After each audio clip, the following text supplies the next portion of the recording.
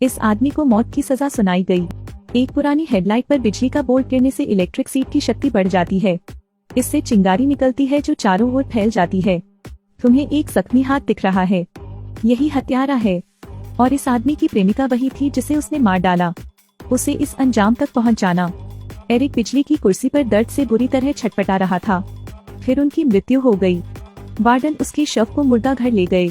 लेकिन अब एरिक फिर से जाग गया है।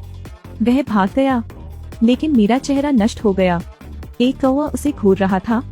एरिक ने जले हुए मांस को खरोंचा, जिससे वह एक जोकर जैसा दिखने लगा। उसने शीशे में देखा और कसम खाई कि वह असली हत्यारे को जरूर ढूंढेगा। कौवा एरिक को जेल से बाहर ले गया, लेकिन फिर भी उसे ढूंढ लिया गया। वार्डन ने तलाश शुरू कर दी, लेकिन उस समय एरिक पहले ही लोहे की बाड़ पर चढ़ना शुरू कर चुका था और आसानी से भाग निकला। लेकिन अप्रत्याशित रूप से घाव धीरे धीरे अपने आप ठीक हो रहा है। आप अमर हैं। इसके बाद कौवा एरिक को एक कमरे में ले गया। कील देखकर एरिक ने अपना हाथ कील में घुसा दिया, फिर अपना हाथ हटा लिया। एक भी घाव नहीं। कौवा उसे दूसरी ओर ले गया। एरिक दराज खोलता है।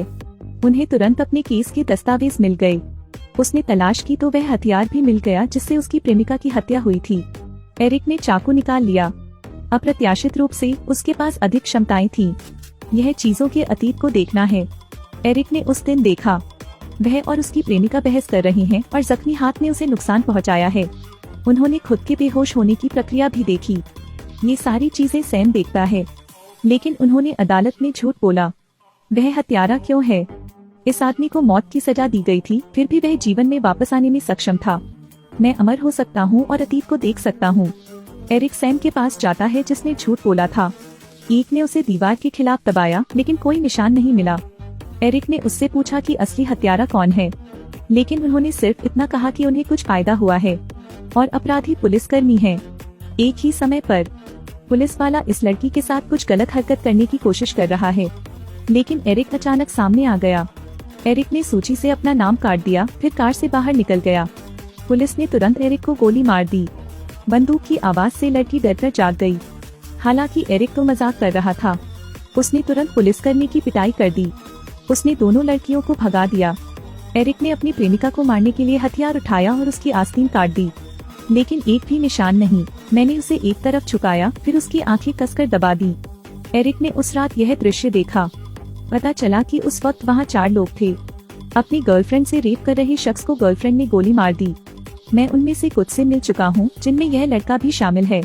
उसने फिर भी एरिक पर गोली चला दी। कुछ शॉट्स के बाद उसे पता चल गया कि एरिक अमर है।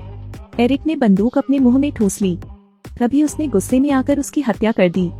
एरिक को दूसरा पुलिसकर्मी मिला। वह लाल बत्ती का इंतजार कर रहा था। तभी एरिक आया, उसे मुक्का मारा और उसकी कार में बैठ गया। वह सोचता है कि वह एरिक को नियंत्रित कर सकता है, लेकिन एरिक ने छीन लिया। उसने बंदूक कार के दरवाजे से बाहर फेंक दी, फिर सड़क पर पटक दिया, फिर उसके हाथ पैर पर चाकू से वार कर दिया, लेकिन उसके हाथ पर कोई जख्म नहीं है। गश्ती पुलिस को पता चला। वे पीछा करते हैं। एरिक ने सिगरेट जलाने के लिए पावर बटन दबाया। फिर पुलिसकर्मी को अपने सामने कार के पास ले आए।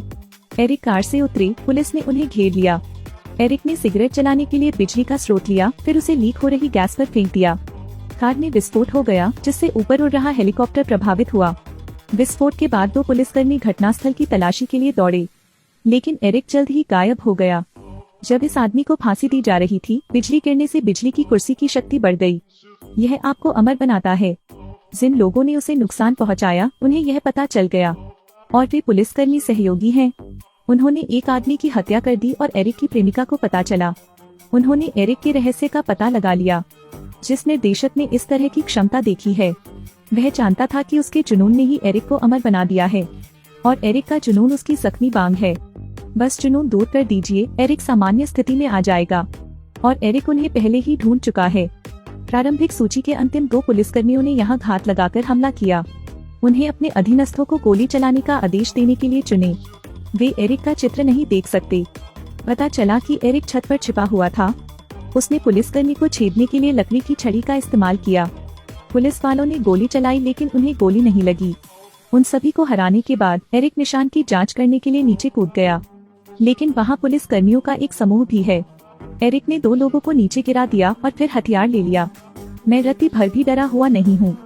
पूरे पुलिस बल ने एरिक पर गोली चलाई, जिससे वह मधुमक्खी के छत्ते जैसा दिखने लगा। लेकिन जब उन्होंने शूटिंग बंद कर दी तो एरिक ने उन्हें एक एक करके जमीन पर गिराना शुरू कर दिया। एरिक आखिरी को गिरा देता है। वह टॉयलेट में छिपे पुलिसकर्मी को डराते हुए चिल्लाया। जब एरिक उसके पास गया तो उसने घात लगाकर हमला कर दिया, लेकिन गैस पाइपलाइन से टकरा गया। इसलिए उसके पास बंदूक थी, लेकिन उसने एरिक को गोली मारने की हिम्मत नहीं की। एरिक उस पर काबू पाने में कामयाब रहा, लेकिन उसके हाथों पर जरा भी निशान नहीं है। निर्देशक का छोटा भाई पास आता है। उसने बंदूक से गोली चलाई, जिससे कमरे में गैस से आग लग गई। पूरी इमारत उड़ गई।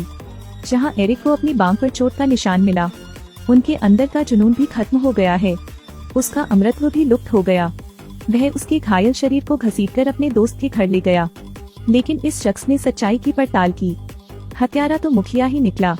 मैं उनके ऑफिस गया, लेकिन उसने अपनी महाशक्ति खो दी। उसे हराना आसान है। निर्देशक ने एरिक की गर्दन पकड़ ली और उस पर चाकू से वार कर दिया। एरिक से डील करने के बाद उसने शव को एरिक की गर्लफ्रेंड की बहन सारा के सामने रख दिया। कौवा उड़ता हुआ आया। सारा ने हार निकाला और कौवे को चोंच मारने के लिए दे दिया। यह एरिक के सामने गिरा, जिससे उसका दिमाग फिर से काम करने लगा। उन्होंने सारा का ख्याल रखने का वादा किया। अचानक वह फिर से जीवित हो उठा, खड़ा हुआ और मुखिया के भाई को नीचे गिरा दिया। मुखिया सारा को भागने के लिए ले जा रहा है, लेकिन एरिक नीचे कूद गया, उसे मुक्का मारा और कार की खिड़की तोड़ दी। फिर उसने उसका हाथ पकड़ा और उसकी आस्तीन ऊपर खींची। हत्यारा वही था। एरिक उसे उस स्थान पर ले गया जहां उसे फांसी दी गई थी। सारा स्विच चालू करती है। मुखिया का नाम चल रहा था। फिल्म खत्म होती है।